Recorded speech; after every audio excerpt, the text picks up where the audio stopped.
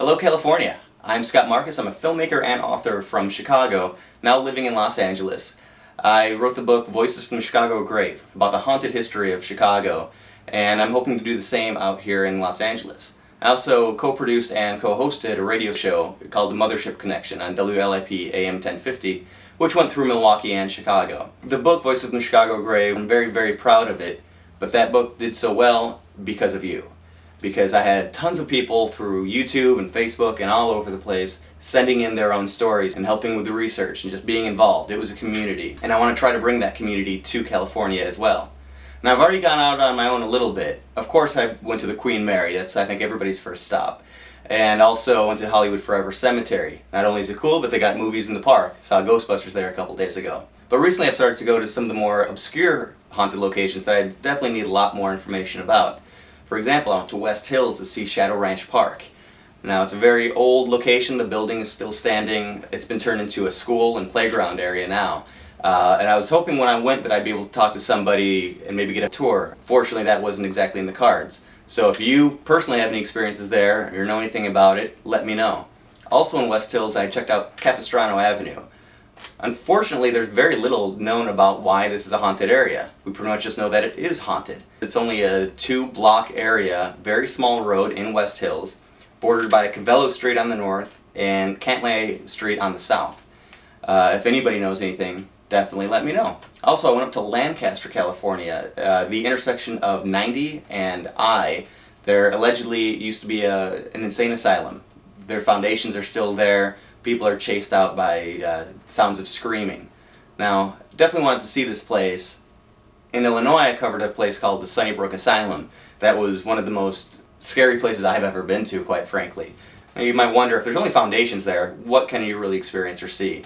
Another story in Libertyville, Illinois, called The Gate, is very similar, where you only have a gate out front. There are foundations beyond it, but there's still intense paranormal activity going on there. So I went to this intersection. The directions were vague. They only said it was at that intersection. They didn't say it was on the northwest corner, northeast, etc., etc. As you see, 2 of the 4 corners are developed. One is already a community. The other is in development right now. So I hope that isn't where the asylum used to be. Now, these 2 other fields that you see here on the west side, I did walk through both of those and didn't find any foundations myself. Of course, if you have any information on this, have been there yourself, have background, have personal experience, let me know. I'd love to find out about it, and I'd even go back up there again if you could give me your own tour. Now, in addition to all this, we have a reporter live in the field now. So let's throw it on out to Scott in Pasadena. Scott, can you tell us where you are? Yes, I'm standing out here in front of the Colorado Street Bridge, better known to locals as Pasadena Suicide Bridge. That's interesting. I bet there's a story behind that name. Yes, of course. In 1919, that was the first documented suicide here. And over the years, over 100 more lives have come to an end right behind me. Boy, I bet there's a ghost story or 2 behind that. It stands to reason, right?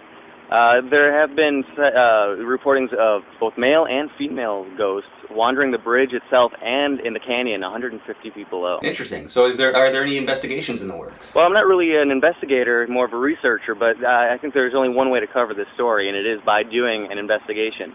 Again, both on the bridge itself and below. And what about the rumors I've heard that you'll be shooting in full HD? Yes, I can confirm that. We will be shooting in full HD and not just this crappy little camera phone. Very good. Good news. Thanks. But all cheesiness aside, and I am looking forward to visiting that bridge again, do follow, do get involved. I'm covering a huge area from San Francisco to San Diego, so I definitely need your help all along the way. Follow me on Twitter here at Scott Markus. The main website, though, is slimpictures.com. There's a blog up currently where people submit questions and stories to me, and I respond, and we start a dialogue going. You can even contact me and give me a tour on your own. Follow this YouTube, because we'll be covering a lot of things, not just California. Northfield, Minnesota, Lake Villa, Illinois, Lake Geneva, Wisconsin, Tucson, Arizona. We have a lot of really interesting videos coming up, and we'd like for you guys to be a part of it.